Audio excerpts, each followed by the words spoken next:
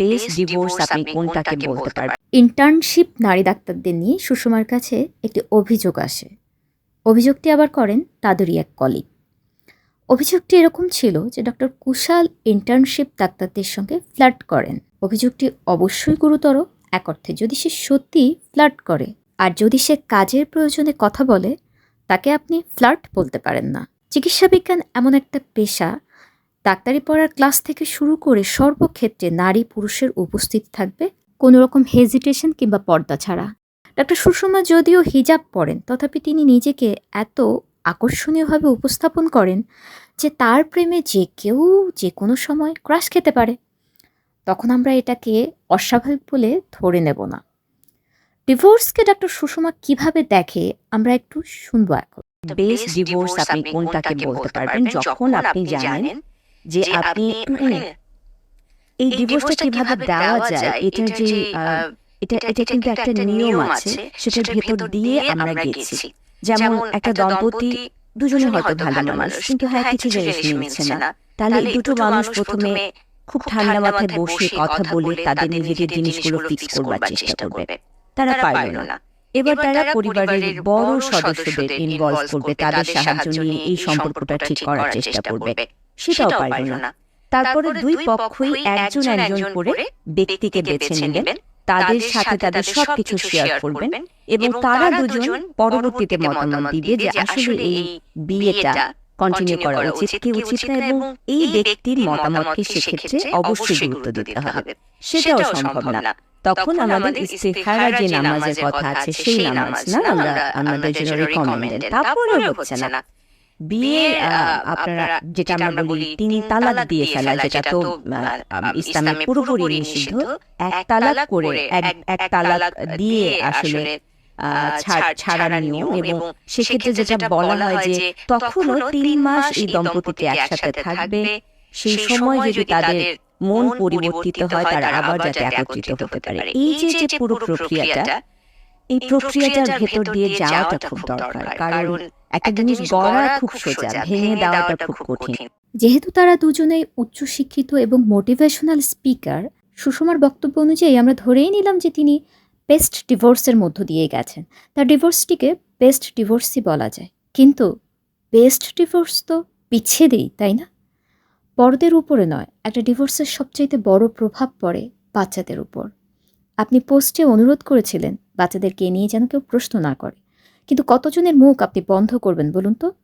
চলতি বছরের ফেব্রুয়ারিতে এক রাতের মধ্যেই আপনি যখন জীবন মৃত্যুর সন্ধিক্ষণে পৌঁছে গিয়েছিলেন, সুস্থ হবার পর যে আবেগঘন পোস্টটা দিয়েছিলেন মনে আছে?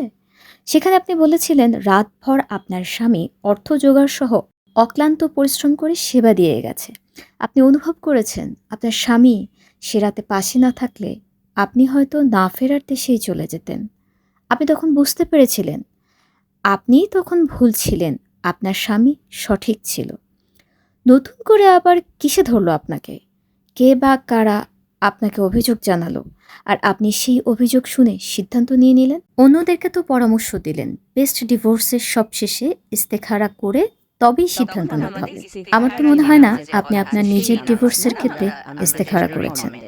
যদি করতেন তাহলে শয়তান কখনোই এই বিচ্ছেদের পরামর্শ অন্তত আপনাকে দিত না।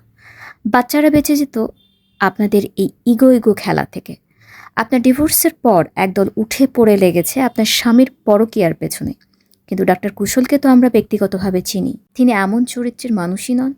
হ্যাঁ, অবশ্যই তিনি তার সহকর্মীদের সাথে প্রায়শই হাসি ঠাট্টা করেন, কিন্তু সেটা একটা নির্দিষ্ট সীমার ভেতর। আর যদি তাকে একদম টোটালি ফেরাতেই হয়, তাহলে আপনাকেও তো ঘরে ঢুকতে হয়, তাই না?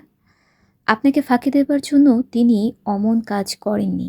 আমি যদি বলি আপনার অতিরিক্ত একগুঁয়ে স্বভাব আপনার স্বামীকে এই 2 বছর আপনার কাছ থেকে আরও দূরে নিয়ে গেছে। আপনি প্রতিটা ভিডিওতে বলে বেরিয়েছেন সেই প্রথম প্রেম থেকে, যে মা হবার সময়টাতেও ডক্টর কুশাল কিভাবে আপনাকে সমর্থন জুগিয়ে গেছেন। হ্যাঁ, এক হাতে তালি বাজে না, আপনিও তার অর্ধাঙ্গিনী হিসেবে সবসময় তার পাশে ছিলেন। এটাই তো স্বামী স্ত্রীর কাজ। বিচ্ছেদের পোস্টে বললেন সামাজিক যোগাযোগ মাধ্যমে আপনারা আপনাদের যে মুহূর্তগুলো শেয়ার করেছেন সেটা ফেক নয়।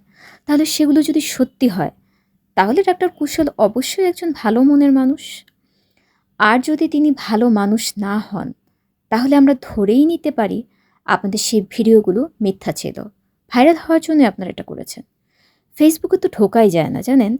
সবাই বলছে ভাইরাল হবার জন্যই এতদিন আপনি এই ভিডিওগুলো প্রচার করেছেন। এখন যখন ফেম এসে গেছে তখন ডক্টর কুশালের ১০০খানা দোষ বের হচ্ছে। খোলাসা করে বললেনও না ডক্টর কুশালের বড় দোষটা কোথায়। ৪৫-এর পর প্রত্যেক পুরুষেরই একটা ব্যক্তিগত টানাপোড়েনের মধ্য দিয়ে যায়। আপনাদের উচ্চাকাঙ্ক্ষার জন্যই তো প্রত্যেক পুরুষ এত স্ট্রাগল করে। তাদের উপার্জিত অর্থ পরিবারের পেছনেই তো তারা ব্যয় করে, তাই না?